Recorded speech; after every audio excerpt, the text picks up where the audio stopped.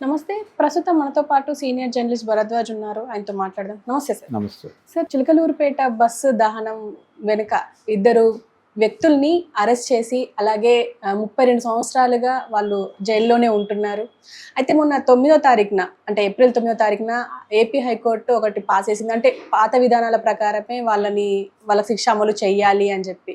So వాళ్ళు విడుదలయ్యే అవకాశం ఏమైనా ఉంది అంటారా? అంటే 32 సంవత్సరాలుగా వాళ్ళు జైల్లో ఉన్నారు. ఇది 93లో జరిగిన ఇన్సిడెంట్. 1993లో జరిగింది ఇన్సిడెంట్. ఈ చిలకలూరుపేట బస్సు దహనం అనేది 95లో వీళ్ళ మీద ఫస్ట్ జడ్జిమెంట్ వచ్చింది. ఆ ఫస్ట్ జడ్జిమెంట్ యాక్చువల్గా వీళ్ళకి ఉరిశిక్ష విధిస్తూ కోర్టు తీర్పు చెప్పింది. ఆ ఉరిశిక్ష విధిస్తూ వచ్చిన కోర్టు తీర్పు మీద వీళ్ళు పై కోర్టులకు అప్పీల్కి వెళ్ళారు. వీళ్ళిద్దరూ దళితులే, ఇద్దరు దళితులు, పైగా పేదలు.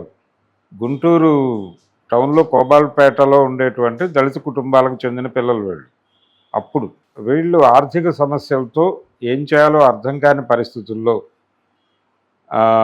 డబ్బుల కోసం మాత్రమే నేరం చేయాలనుకున్నారు. అంటే ఒక హైదరాబాద్ నుంచి చిలకలూరుపేట వెళ్తున్నటువంటి బస్సు ఆపి ఆ బస్సులో పెట్రోల్ పోసి ప్రయాణికుల్ని బెదిరించి వాళ్ళ దగ్గర నుంచి డబ్బులు గుంజి పారిపోవాలి అని అనుకున్నారు.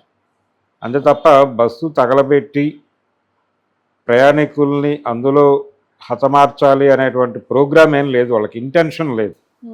వాళ్ళ ఇంటెన్షన్ దొంగతనం, బెదిరించడం కోసం పెట్రోలు పోశారు.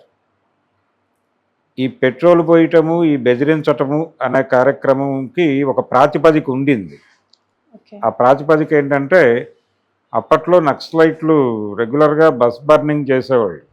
ప్రభుత్వ విధానాలకు వ్యతిరేకంగాను, ఎన్కౌంటర్లకు వ్యతిరేకంగాను చాలా ప్రాంతాల్లో బస్సు దహనాలు జరిగేవి. అంటే ప్రయాణికులను దింపేసి బస్సు తగలబెట్టేసేవాళ్ళు. ఆ డ్రైవర్కో కండక్టర్కో ఒక లెటర్ ఇచ్చేవాళ్ళు, మేము ఇందుకు నిరసనగా ఈ బస్సు తగలబెడుతున్నామని చెప్పి. ఇది ఆ ఇన్స్పిరేషన్ కావచ్చు వాళ్ళకి. ఫైనల్గా వాళ్ళు డబ్బుల కోసం చేసిన పని ఇది. ప్రయాణికులను చంపాలి అనే ఇంటెన్షన్ లేదు వాళ్ళకి. కానీ పౌర సమాజం కొంచెం ఎక్కువ రియాక్ట్ అయ్యి వాళ్ళకి ఉరిశిక్ష అమలు చేయాలి అని చెప్పి ఆందోళనలు చేయటంతో కోర్టు కూడా ఇన్ఫ్లుయెన్స్కి గురై ఉరిశిక్ష వేసింది.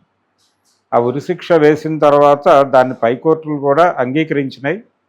అంగీకరించిన తర్వాత ఆ ఉరిశిక్ష అమలు అవ్వాల్సిన సందర్భం వచ్చినప్పుడు రాష్ట్రపతిగా కేఆర్ నారాయణన్ ఉన్నారు.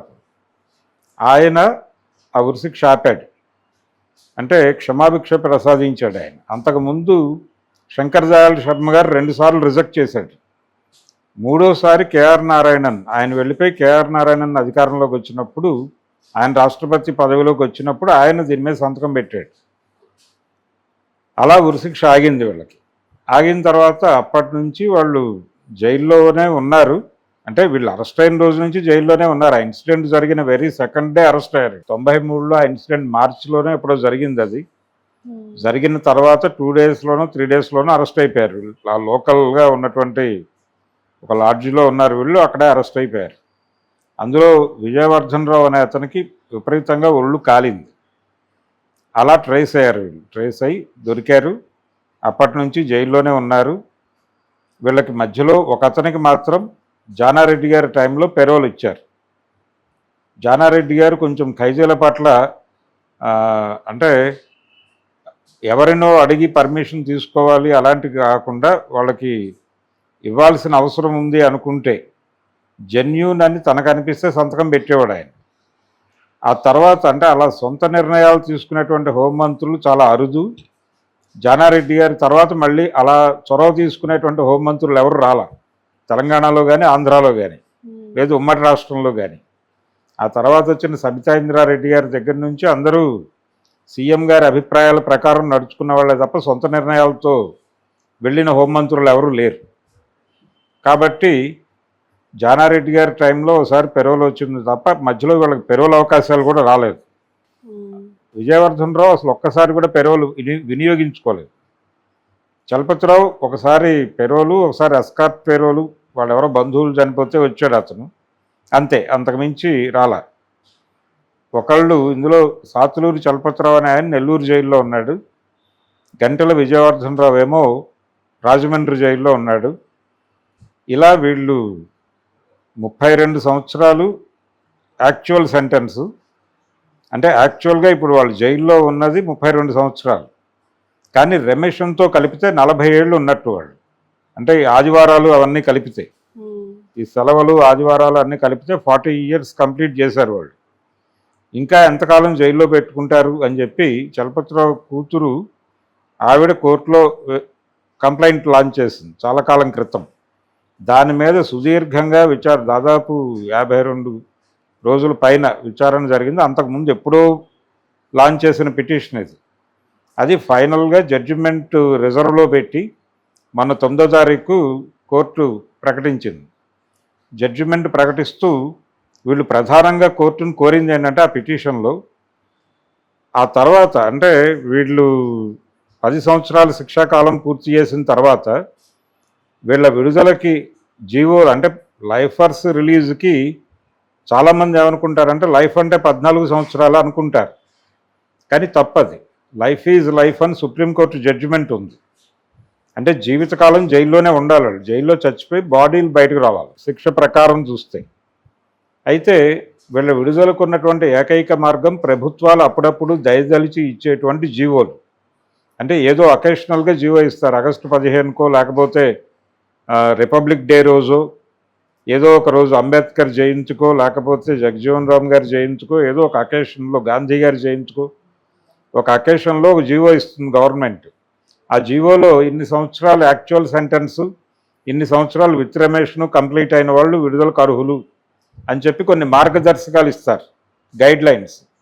ఆ గైడ్ లైన్స్లో ఒక గైడ్ లైన్ అడ్డుపడి వీళ్ళు ఆగిపోతున్నారు.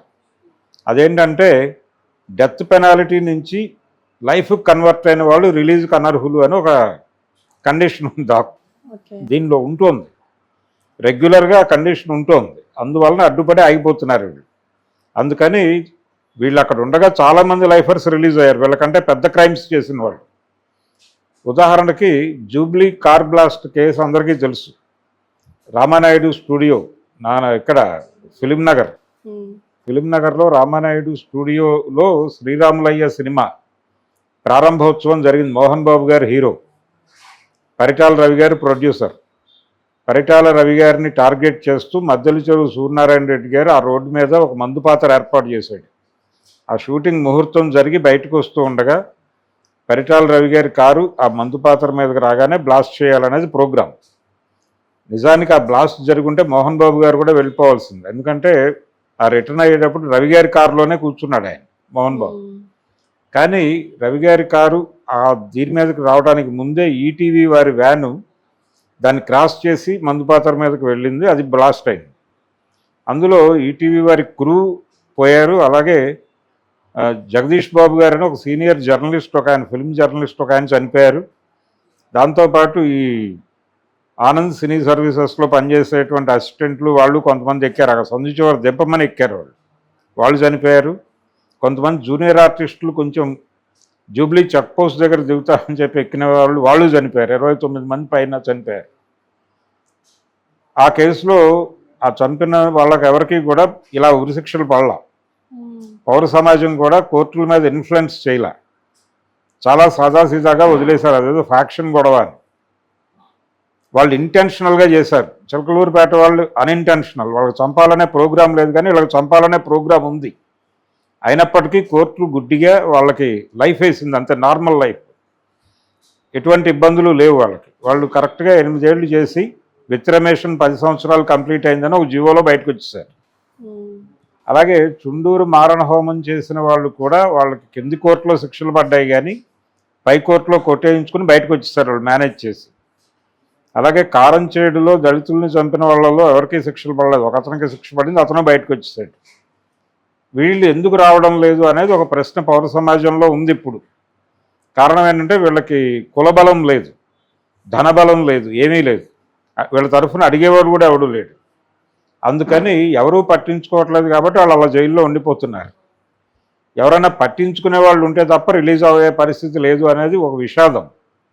అందుకని ఈ విషయాలన్నీ కూడా కోర్టు వారికి చెబుతూ, అయ్యా వారు అంటే నిబంధనల ప్రకారం వారు అరెస్ట్ అయినప్పుడు ఏ మార్గదర్శకాల ప్రకారం జీవోలు వస్తున్నాయో అవే ఉండాలి, వీళ్ళ రిలీజ్కి అవే పాటించాల్సి ఉంటుంది.